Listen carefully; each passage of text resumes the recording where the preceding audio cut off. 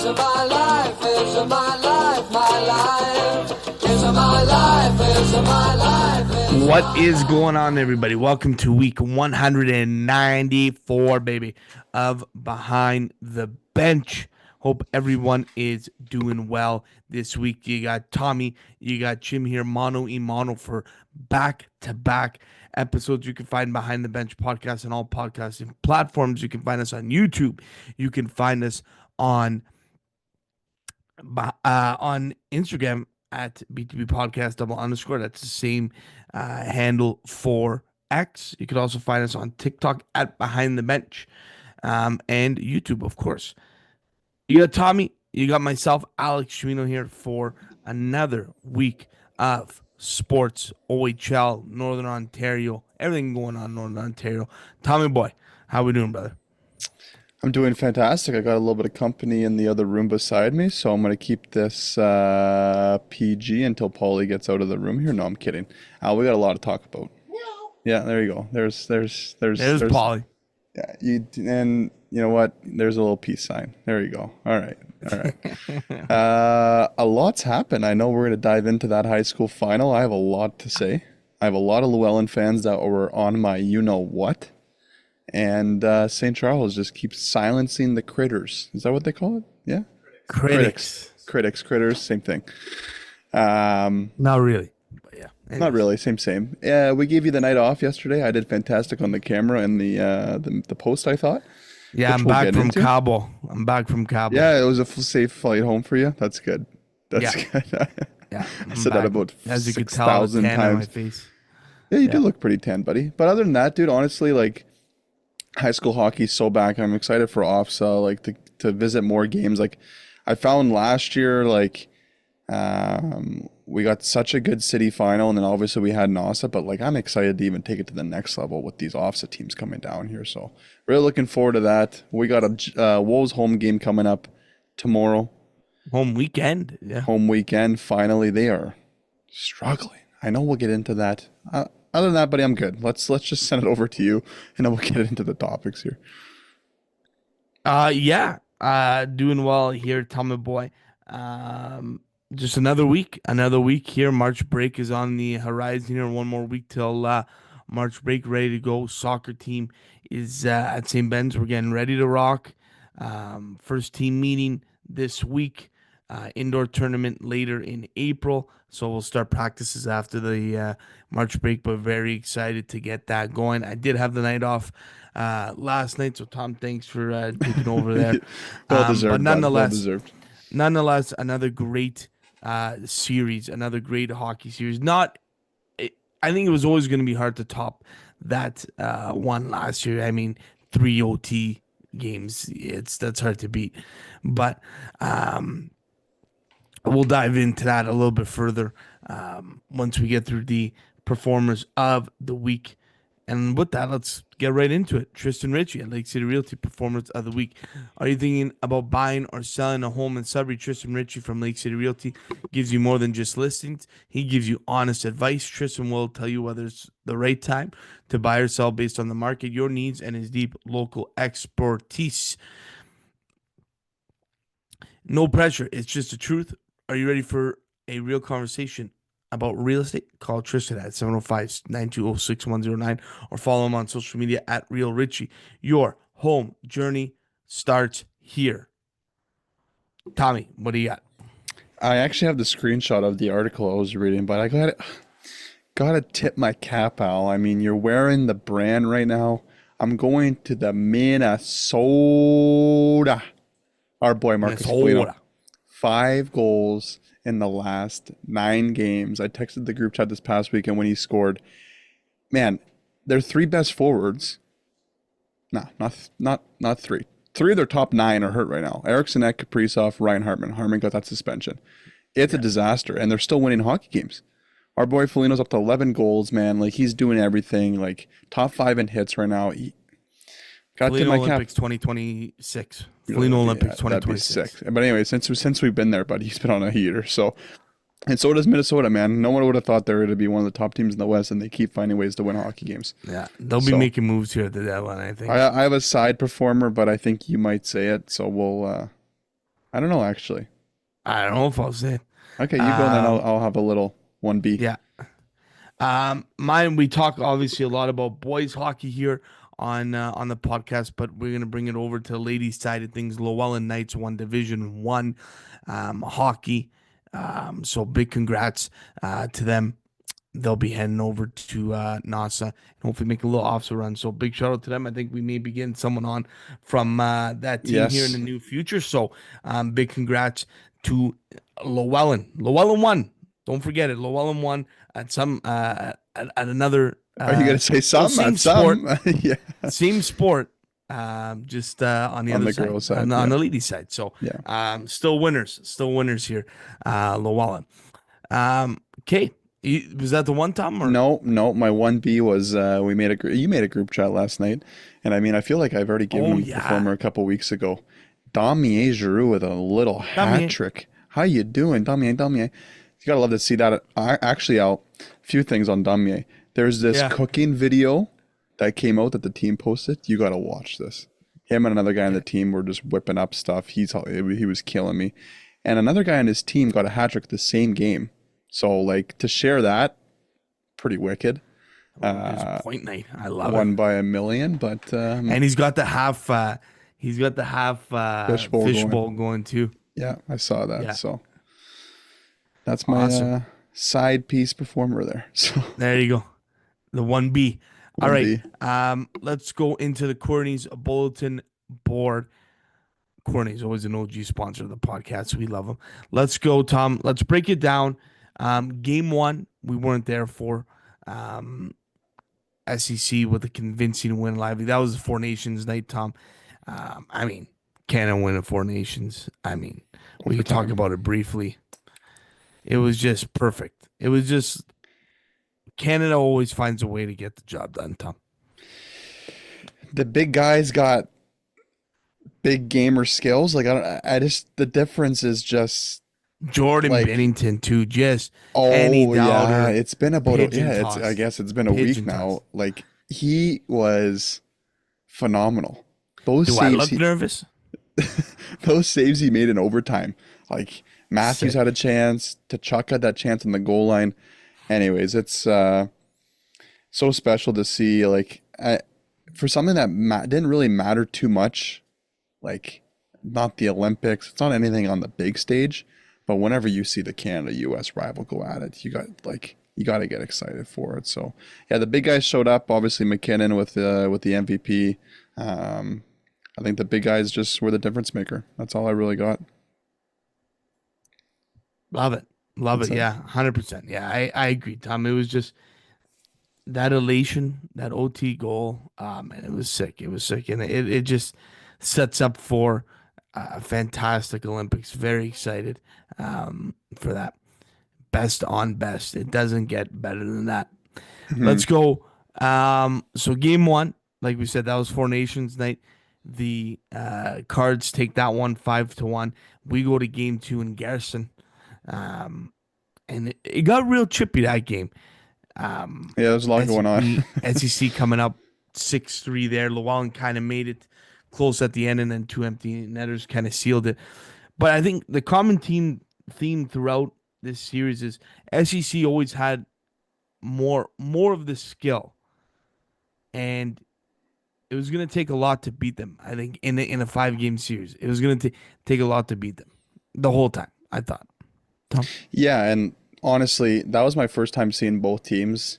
I got really overconfident in the first 10 minutes because I was like, you know what? I saw enough. Like I thought St. Charles was faster. I'll give Llewellyn the edge of like being a bigger team, but man, faster and more skilled on the St. Charles side. Like I thought, I know someone's gonna be listening to this. I thought they were a little bit more well like coached. Like special teams was a huge difference maker in that whole series. I don't know if Llewellyn even had a power play goal. Might have to stat check me on that. So like they had a, special teams was huge, and Llewellyn did have a bunch of power plays throughout this series, correct. and just I think it was game three. Game two was big though in the sense that they weren't able to score on the power play. I think game three they got a couple, but Same in game four, yeah, Al. no, I Same in think game Tom. four. I think Tom.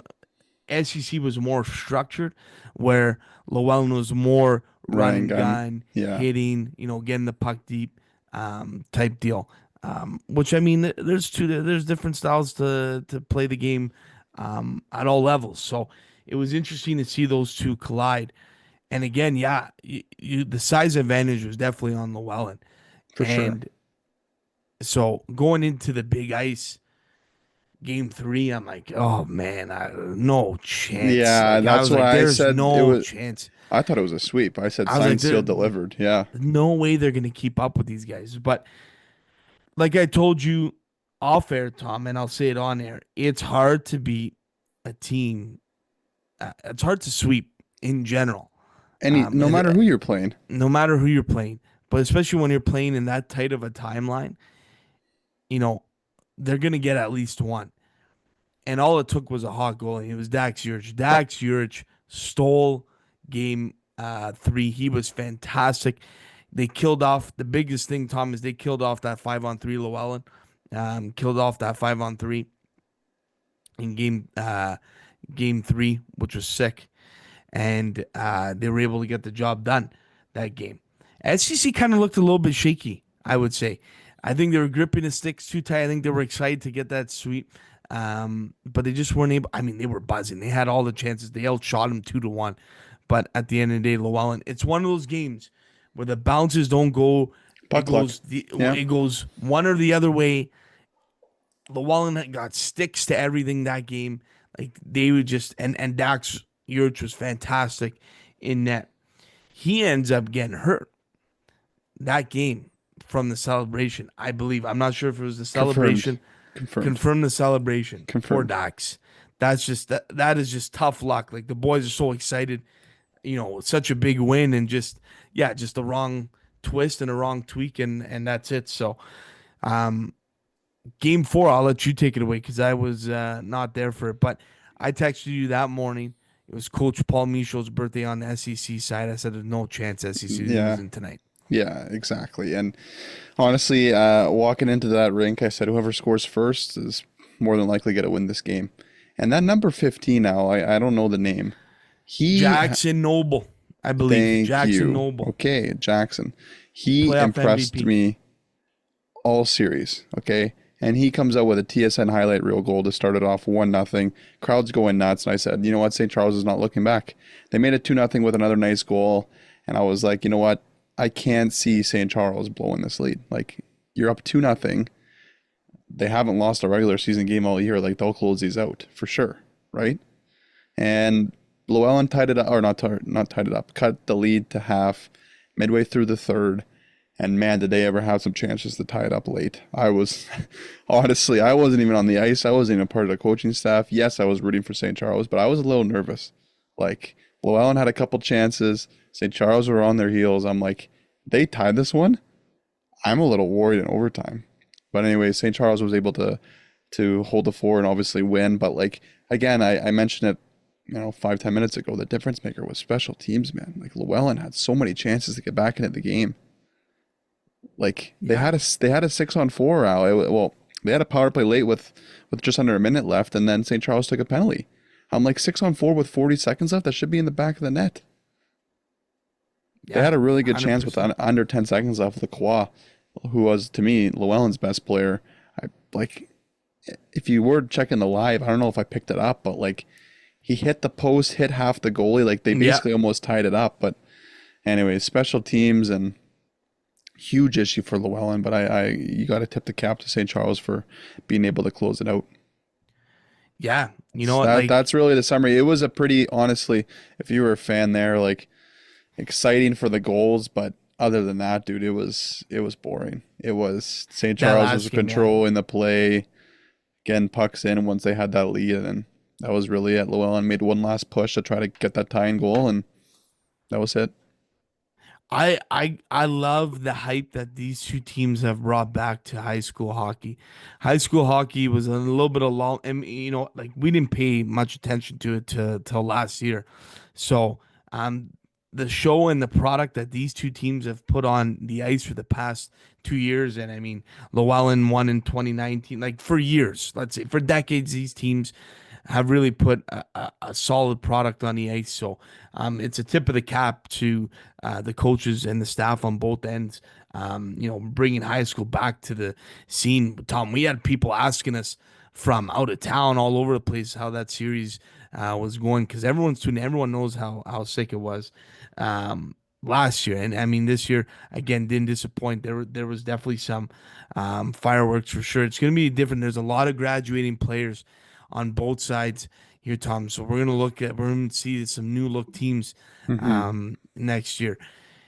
Want to shout out to the goaltending on SEC side, Brody Mabbott. He came in. He started games 2 and 4 for SEC. He came in and stood tall for the boys. And yeah, again, SEC was just a well-oiled machine.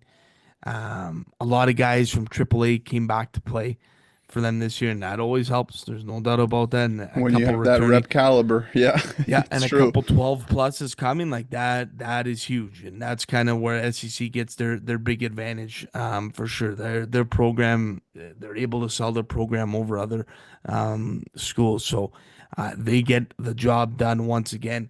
And OFSA is going to be here as well. They're going to go to NASA anyways in North Bay, but they do have NASA coming up here. That is March 18th to 20th. Um, 18th to 20th, boys and girls, A and single A.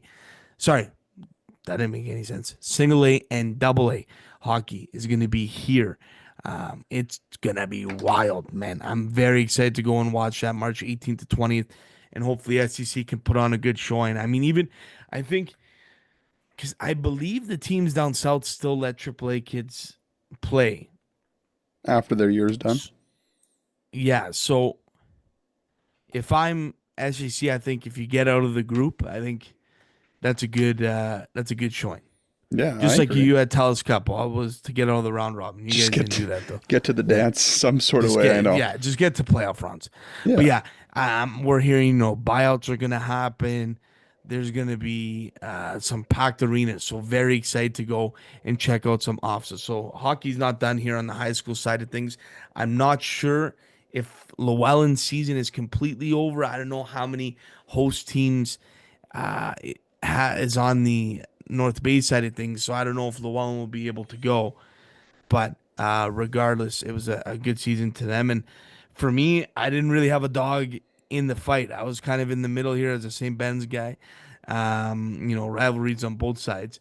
But again, I tip my cap to both teams here. It was a good showing, and we coached players on both teams, Tom, and it was cool to see them in action.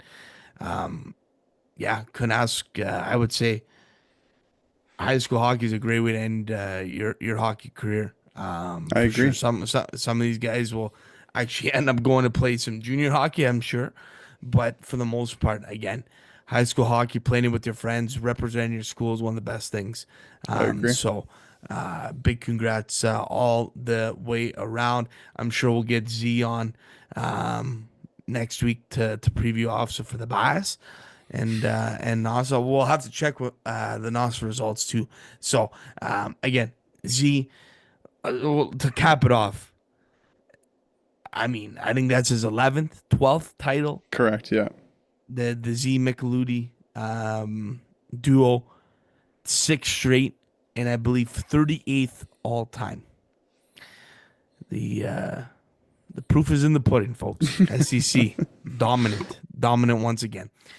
All right, let's go into our OHL update, Tom. Whew. It's Yeah. you know what it feels like? It feels like our guest watching the Jays last year.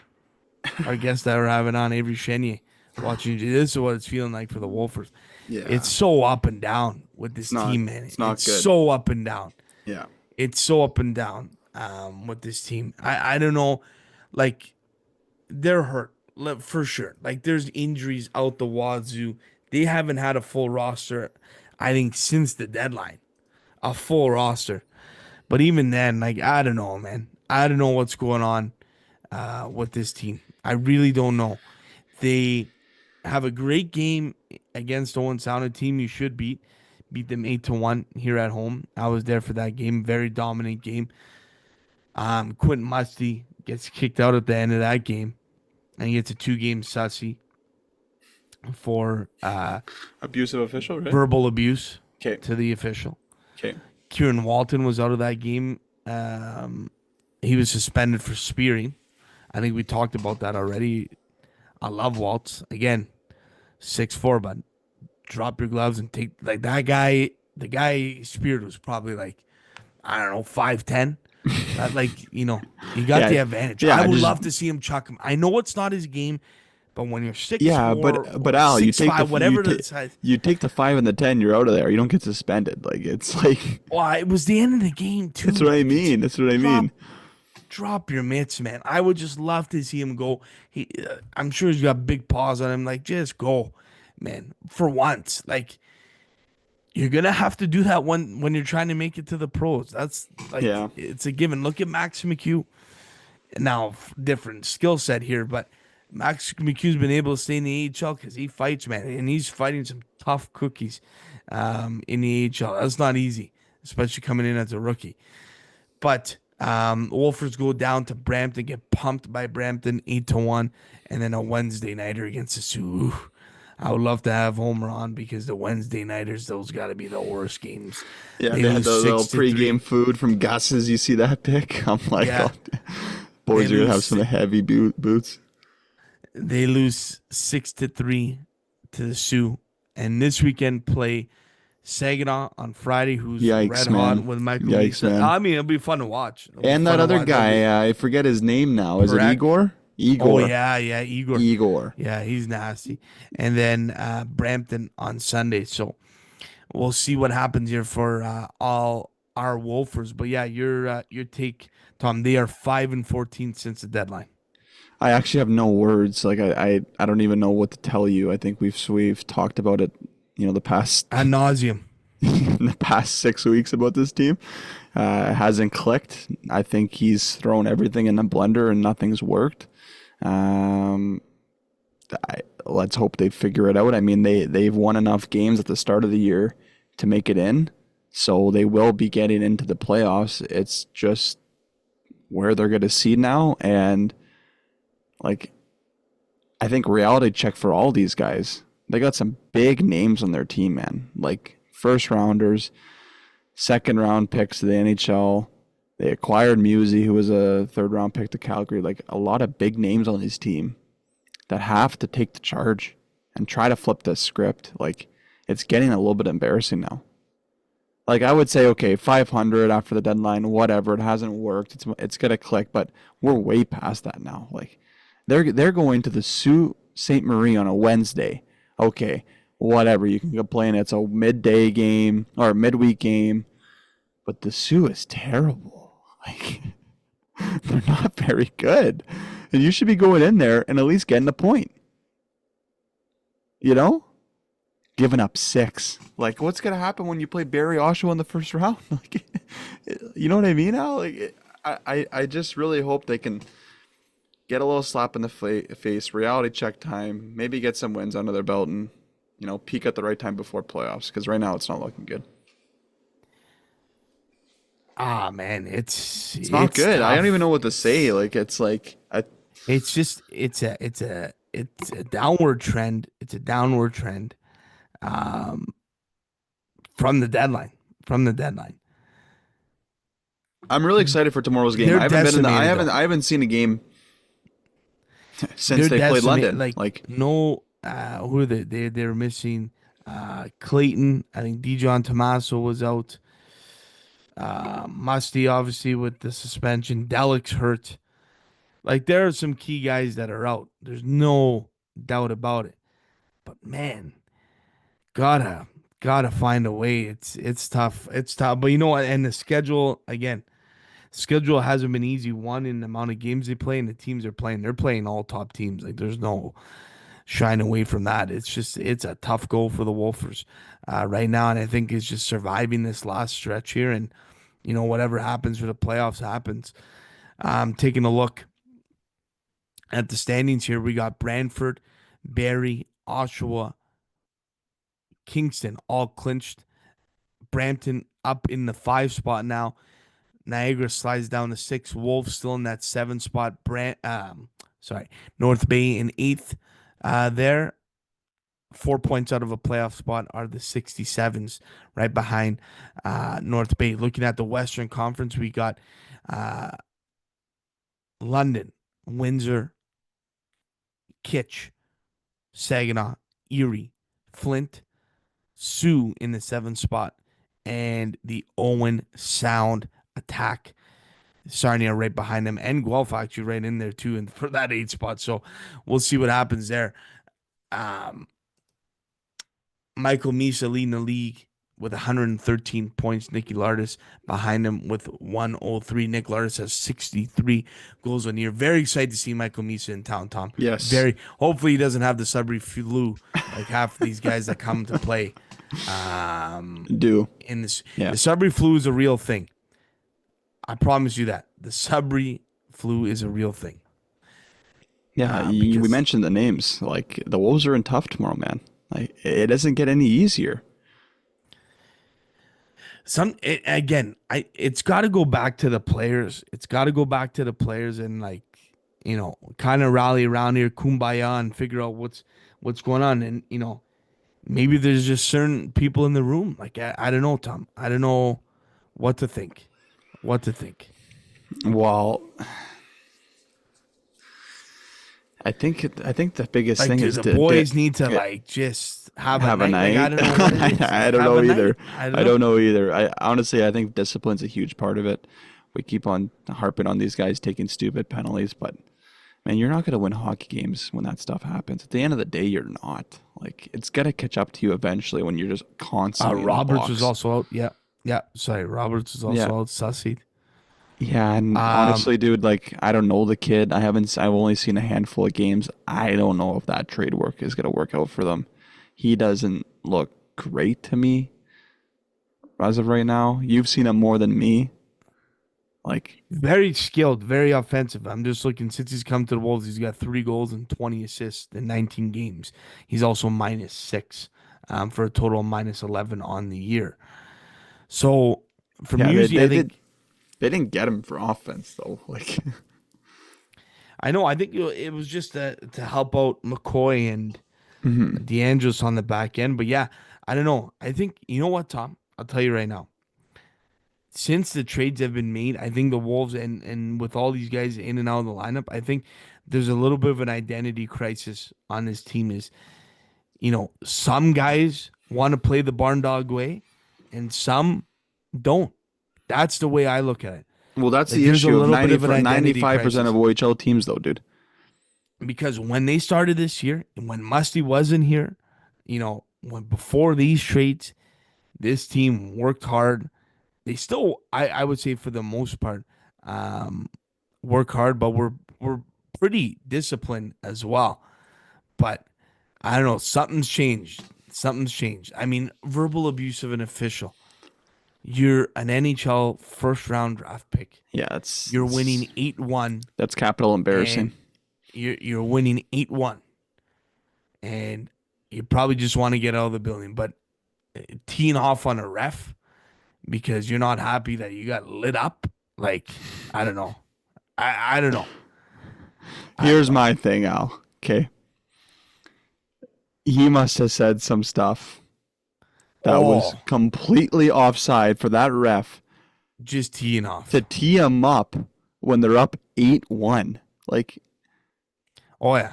Like, he must have had to really cross the line. I think it was one of those things where Musty was just like, you know what, I'm going to just keep going until this guy kicks me out. Yeah.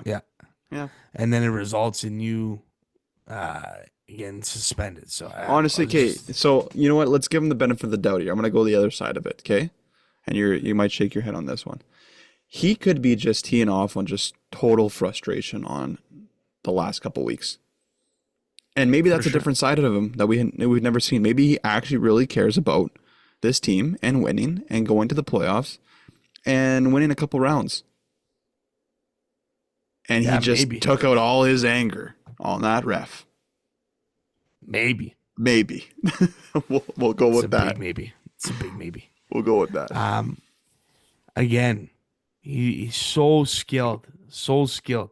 Just want to see him put it together and be successful, but just gotta tighten it up a little bit. Taking a look at some stats here, Tom. It should be a fun one on Friday night. Saginaw Spirit are the most penalized team, and right behind them are the Sudbury Wolves.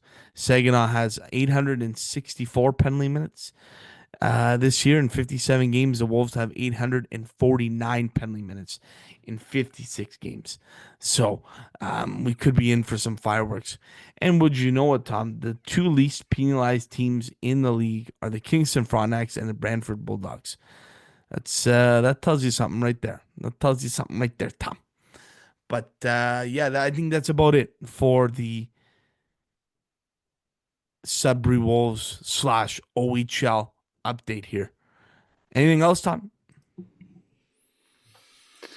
I don't got much, but I'm excited to be in that building tomorrow night. Let's get the barn rocking, man. Yeah, let's get the barn rocking. I'm It's excited. been a while. It's been a while since we sat in those seats, man. Honestly, I'm very excited for it. Yeah, it'll be good. All right.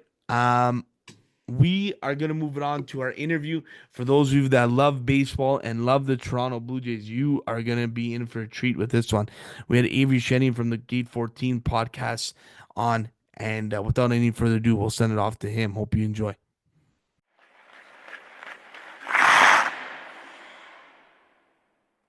All right, ladies and gentlemen, baseball season is coming up here. Spring training is in full swing here. The Toronto Blue Jays looking for a bounce back season. A lot of noise happening this offseason, and we go to no one other than Avery Chenier from Gate 14 Podcast. If you don't know Gate 14 Podcast, you're obviously living under a rock.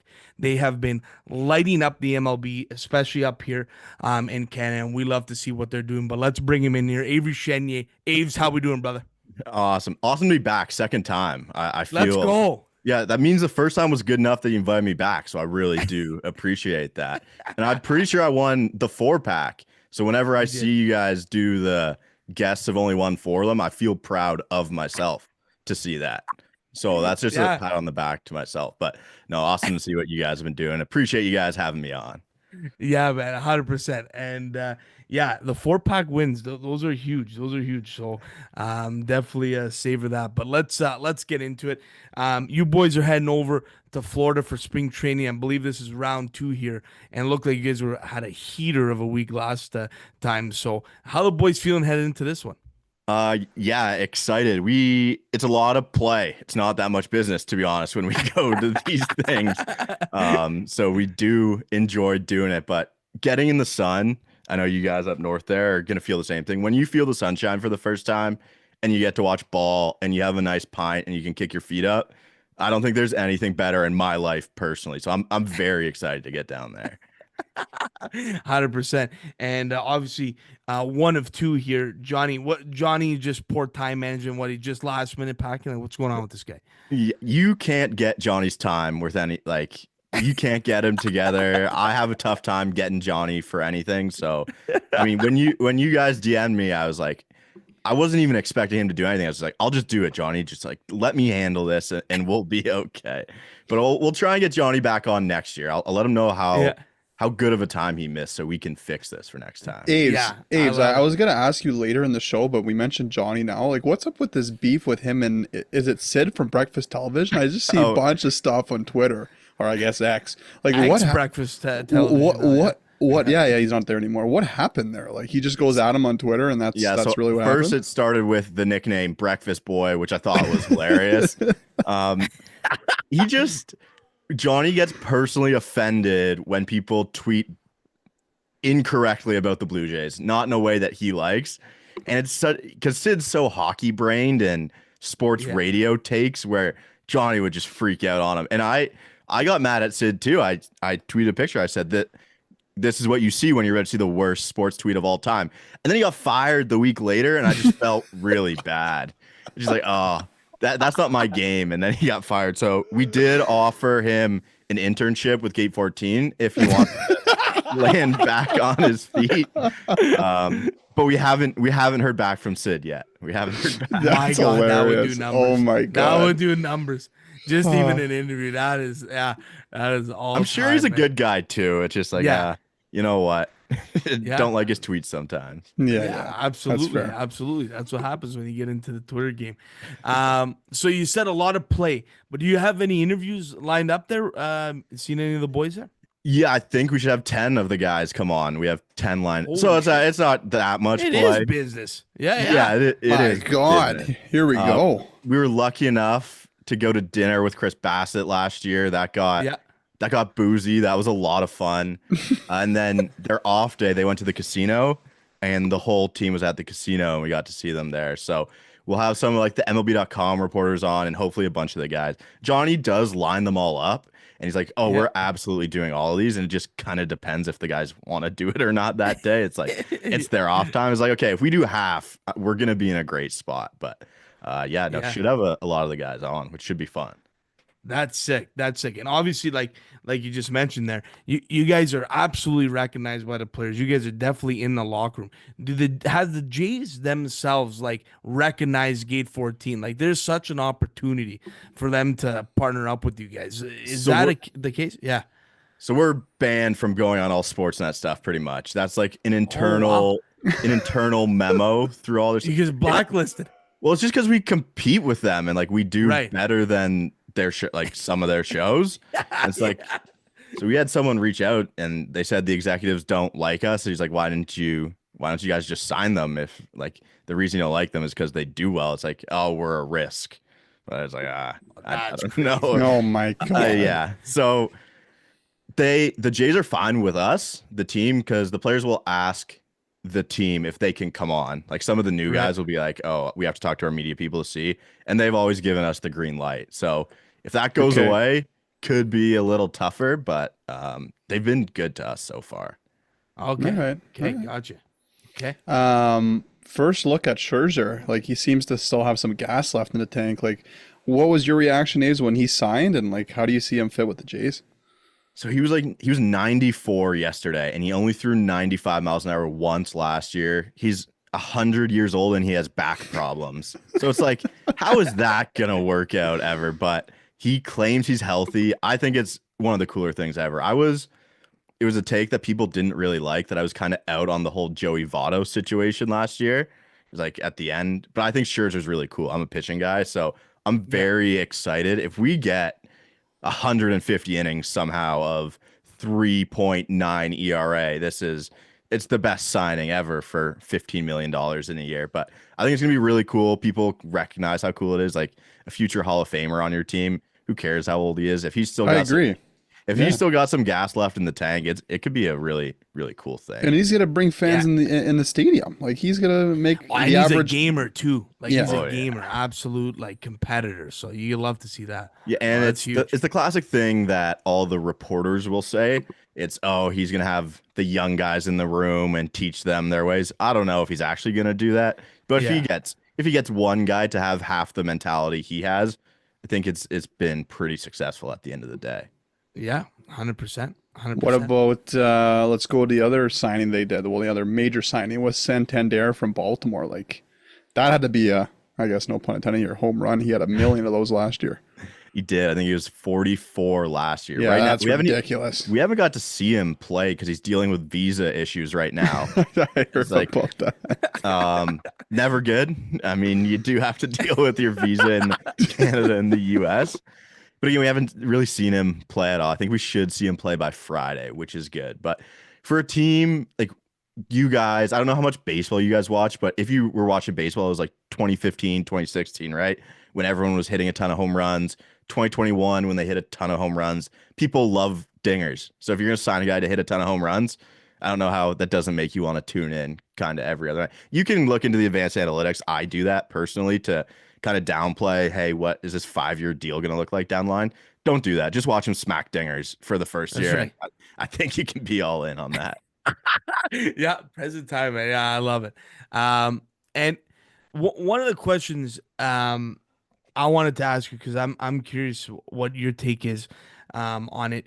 The Jays, and like this kind of conversation, Tom and I, we're more casual Jays fans, but it seems every free agency, and no matter how in they were on Soto or Otani, whatever, Jim, you believe he the was not Jays, even on that plane, I Otani? I think it was well, no, I think it was the whole Otani thing was just smoke and mirrors. They used him as leverage. He used the Jays as leverage, whatever. But um, the Jays have a hard time signing these guys to any big free agent to whatever term deal. Like Springer was probably the last like big one.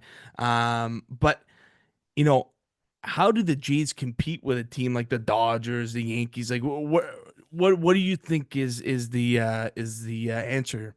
At some point, you hope they run out of money almost, like when you're Yeah, competing at that, because the Jays, the guys the Jays are finishing second for, at least this season, it's like, hey, it's the top of the free agent market. Corbin Burns was talking to the Jays, had an offer from the Jays, it was his best offer, and he called the Diamondbacks to go play for them. He just didn't want to play for the Blue Jays. So I do think it's some unfair heat that they get. If you're going like Otani and Soto are the two biggest free agents of all time potentially, and yeah, finishing second on them and being in, I don't see it as a problem. But the Dodgers, again, they're going to run out of people to play positions. You can only give out so much playing time to yeah, guys who play positions, right? Pitchers, they have six. They have probably not just six. They probably have 12 guys who can be major league starters deep. It's some of those guys in the middle you want to pick off and take on your team too. They are way better franchises than the Blue Jays at this point. They can develop. They scout really well too, which is something the Jays haven't done well at all. So they will spend money, which is good for the Jays, but they have to do it smartly, and find a way to get it done that way. Because with Atkins and Shapiro, there hasn't been much development for other guys outside of Vladdy and Bo, pretty much. yeah, legit. Like you never hear like big prospects other than those two, right? Like it's except that now I can't remember the catcher's name. That went to Moreno. Moreno. Yeah, that one hurts a little. Yeah. Uh, but do you think baseball needs a salary cap, or you think it's kind of like natural that teams are gonna run out of money to spend here? I think it needs a floor more than it needs a cap, and they've kind Okay. of gotten in on that. Owners have so much money and they Yeah. don't want to spend it. It's those are the dickheads. Like you need to fix them. Yeah. Once the Athletics spend money, it's good. The Chicago White Sox, one of the worst teams in baseball history, they spent some money, but they stunk as well. You want more teams paying more money. It's good for the sport. Eventually, there'll be an influx of money into it, TV deals, all of that. So I don't feel like when the Dodgers get everyone. If I was a free agent and I got to choose where to play baseball, and you told me I can play in Southern California and make the most money possible, I don't know how anyone would ever say no to that. It's like I Yeah. can't be mad that the Dodgers are such a nice place to go play baseball. Yeah. It's No true. one's not many people are taking the Yankees money, which makes me happier. And the Dodgers are Yeah. an NL team too. If they were in my division, if I was a Oh yeah, Padres, it'd be a lot worse. if I was a Padres, Rockies, D-backs, like those fans, I think I'd be clamoring for it a little more. But as of right now, I think I'm still on the floor over a cap. Okay. Okay. All I right. like it. Tom? Caves, what was the disconnect between Atkins, Shapiro, and Vladdy? Like, how come we could not see that get across the finish line? Um, a big money difference was the issue. It's like Atkins Yeah. and Shapiro haven't taken many risks when it comes to contracts. Like I said earlier, they try and spend money smartly. And if you look at Vlad from a clear view, the last four seasons, he's been fantastic for two of them, good for one of them, and pretty bad for the other one. So that's the four seasons you get of Vlad. And he is asking, the money he asked for was $45 million dollars a year for over 13 years. And the Jays' initial offer was $34 million a year at that AAV. First baseman are the running backs of baseball. It's like, hey, you don't pay a running back. You can find easier power. For a Jays team, you can't really do that because they don't have many prospects. So you wanted Yeah. to, you wanted to pay Vlad. It's just they've been trying to be so patient that they tried to wait him out. And he's like, hey, after this big year, I'm gonna ask for Juan Soto money. He's friends with Juan Soto, and that screwed the Jays over his ask. I think they were just so far apart that it's like I think there's a lot of lot more that can come off of his ask than can be tacked on. That's at fair. The end of the day. So we do hate it. Like you kind of want him to be a blank check guy, be a Blue Jay forever. But I think there is going to be some discounts on the deal that he asked for, and they messed up by not signing him before to try and get the discount. Yep. But if they signed him for the deal, like if they gave him $310 million 2 years ago, and then he goes out and puts up a 1-win season, people are going to be pissed at the deal, saying it's the worst ever. It's the swing and the miss. It's the risk that you take. But if he did sign that deal, and then we just had his 2024 season, we'd be so happy with it. So it was the risk. They weren't willing to take risks, and now we got to play the game where everyone else gets the chance. We get the national reporters talking. I do still think at the end of the day, the Jays are going to give him the most money, and he's going to end up here. Wow. Yeah. I agree. So selfishly, like, are you rooting for Vladdy to have it here? Or are you rooting No, for we need him to be. We need him to be Terrible. not terrible. If he's terrible, the team's probably terrible. Terrible. And then Yeah, he'd want to. It needs to be a playoff team. So we'll take his 2023 season. If you look at those stats, where he's a 3-win player, there's some to be desired. The team makes the playoffs, and maybe he has the best playoffs ever, and then you win the World Series. That'll drive up his price a little bit with everyone asking. But yeah, we want a 2023 to get his ass down, but still make the playoffs and make this a decent season to watch. Okay. Caves, next one I got for you, my uncle. I told him I'm interviewing a diehard Jays guy today. He's got his own pod, and he goes, I need to ask this to him. So he texts me this question. Is there a cultural shift away from Toronto because of management? Like, he was basically ranting to me ever since, the last couple of years, that these guys still have a job, like Atkins and Shapiro. Like, why do you think, like, it feels like now lately, even just as a fan, nobody wants to, like, go there? Is it because of them? Like, what do you think the actual major issue is? I don't think they're as smart as they think, but everyone that I've heard or talked to, they don't really talk about if the players are on the team, they're not really talking about how the GM and president are, right? Like, you don't want to have to talk about your GM as you're playing on the team. So whenever we hear from the players about playing in Toronto, they love it. They love everything about it. It's just, can you get them in the door pretty much? And the outlook for the team isn't great. It's going in the wrong direction pretty much. So we had the Red Sox kind of do the same thing where they did a full 180 on the outlook of their team with they have 3 top prospects now. The Jays aren't going to spawn that out of their ass, but there is a good season away of Vlad signing from saying, okay, we can see a little bit of a future here, and then maybe the big free agents will want to come back. Gotcha. Okay. And moving on to Bo, like, is it kind of just like knowing that Bo's like kind of out of here type deal? Like, there hasn't been much on him. There's been pretty much nothing on Bo. Yeah. He's come out and said his whole thing has always been he's a business of baseball guy. He knows how it works. He wants to. And when you say a business of baseball, you just think he would test free agency pretty much. But the quotes that come out recently, he's like, yeah, I do want to be here. I want to play with Vlad for a long time. So it'd be interesting. He'd be way cheaper than Vlad. You'd sign him for 6-7 years instead of 13 for Vlad. If you look at position importance, a shortstop's way more important than a first baseman, and you'd get him for a cheaper deal. If you're building a team, you'd want a good shortstop over a good first baseman. You're more valuable defensively, and you're more valuable base running, which adds up to your wins above replacement, makes you a better player, more valuable in all of that. So I have no idea how Bo is going to play out. It's so interesting. I got to talk to him a couple times. He seems to be like, he's different than everyone, but still happy, kind of enjoys his time here too. And everyone's kind of thought differently. When he's not playing well, he looks kind of mopey around, but I think that just kind of his demeanor and how he looks. So if he signs back here, I think that would be a bigger shock than Vladdy signing back here. I don't think that's that much of a hot take. Okay. Based on, do you think the position that they play, like shortstop versus first, like getting a shortstop for the next 12, 14 years is, I think, a more important noise? Oh, yeah, absolutely. Like, Vlad is a horrible base runner and pretty bad defensively. But he makes up for it by his ability to hit extra base hits, right? Yeah, Right. Yeah. There is ways to make up your value. A shortstop can impact the game in all three facets pretty much, and then Vlad at first base is going to impact it one, and that's with his bat. Gotcha. Got it. Okay. We talked a little bit, or I guess you did when you answered about Vladdy. Like, the Jays got to be basically a playoff team this year. Like, is that kind of the expectation, Aves? Like, do we think they're going to make it in?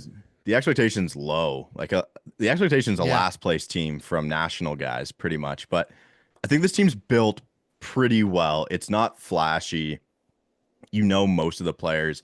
You get Andres Jimenez from the Guardians too. It's not that flashy of a move, but again, he's a guy who's one of the best defenders in baseball. You want to mix in some good bats and some really good defenders. So you get him. The problem, I think the Jays are a good team as they're built. The problem is the AL East is going to be really, really good. So you have the Red Sox, you have the Yankees, you have the Orioles, and the Rays are sneaky too. No one's going to be bad in this division. So you're dealing with that. I still think they can do. I love their over win total this is not financial advice, but I am financially. Oh, you can say it. You can say it. I am financially in on their over 76.5 wins. It's 76 and a half. Yeah, I know. They were the worst baseball team of all time and won 74 games last year and got swept by the Marlins in their last game. Like, they basically tanked. And they have to be 3 games better than last year. It's like that's a lock of the century. Yeah, it's like you're hanging an ass number for me here. I have to bet this. The only thing we do worry about is selling Vlad and Bo if we're so bad. But again, if you want Vladdy back, you don't let him get a taste of any other franchise. I think that's an impossible one. I think if anyone's to move, it's Bo Bichette. Yeah. Yeah. No, I agree 100%. One more guy we want to ask you about is Manoah. Like, just kind of like the most interesting story. Like, there's got to be like a documentary on this guy's like rise and fall. And like, I don't know, is he back? Like, what's your expectation with him? He was a Tommy John guy in the middle of last year. So he will maybe Hyun-Jin Ryu did this in 2023 where he came back from Tommy John and kind of saved the rotation for a little bit. Where if Alek Manoah gets 8 starts at the end of the season, I think he can be a shot in the arm for this rotation because he was kind of good when he got back last year. But it has been insane, a guy to get Cy Young votes and then get crushed in the complex league and struggle in the minors to come back. Yeah, there's just a crazy year for him too. I believe it. I think if you're able to get Cy Young votes, you have to have the talent in you. I think it was a mental issue, maybe even injury from the year that he was really, really bad. But we did see some bounce back and reason for hope, at least, for when he comes back. Yeah, and Tommy John seems to like the surgery's kind of revolutionized to like guys are getting it earlier it actually ends up making it helps stronger, better. Yeah, helps more. Yeah.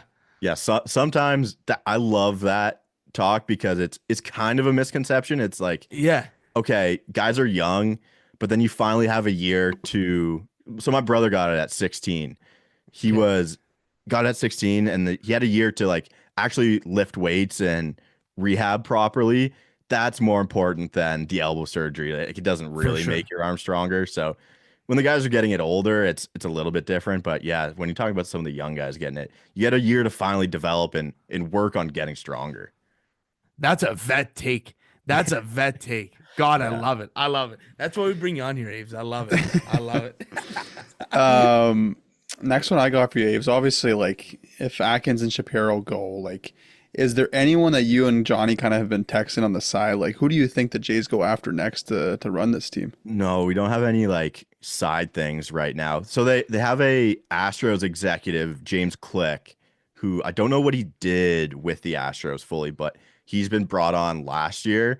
And some people are kind of in on him being the next guy. All right. Are you guys in on him?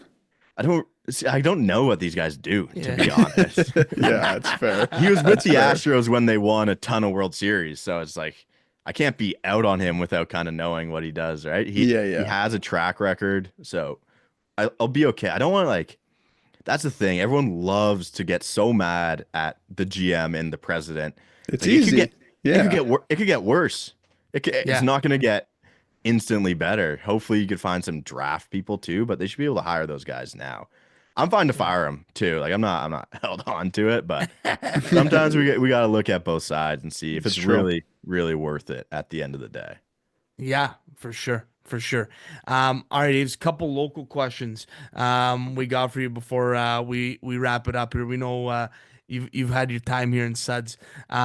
What did you notice first? This is a hot debate that we have on the pod here. The big nickel or the smokestack? What do you think's more recognizable? Oh, so I didn't see the big nickel until I had to go to it. That's the like I Yep. only went once. Like Okay. from LU, you saw the smokestack all the time. So Right. I'd say the smokestack for me. Like, Love it. I had to go out of my way to see the nickel, unfortunately. Yeah. Yeah. It's right there in the skyline all the time, Tom. Just there you go. kick me when I'm Let's down go. there, Aves. Yeah, Let's that's go.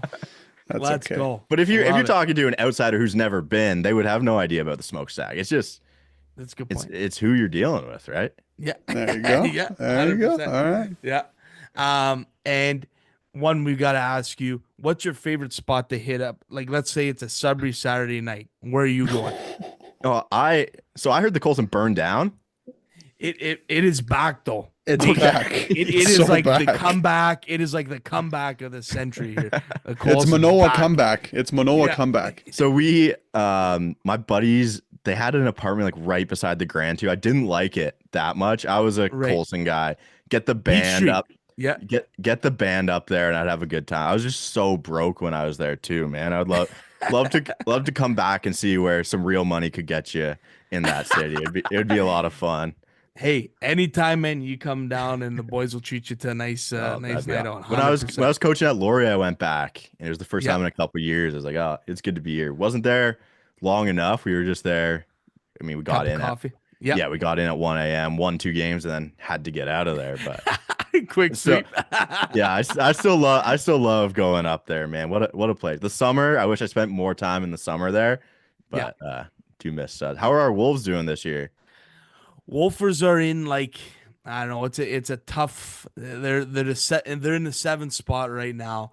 They're battling injuries. It's just one of those years where they're like half in, half out. But type thank deal. God, So- Aves, we have that to do in Sudbury. Like on a Friday night. It's every Friday basically they're playing and we're going out. So it's a That's win-win, even I if mean, they're it's a- terrible. It's a fun time. perfect spot to go to a game and then just walk out and go to the bar. Yeah. It doesn't get much better than that. Yeah. 100%. 100%. Well, listen, Aves, thanks a lot for coming on. Once again, man, we appreciate it. And again, obviously it's going to be a killer year for you guys. You guys are absolutely killing the game. And yeah, we appreciate it, man. Thanks for coming on. Awesome. Thanks, boys. Beauty.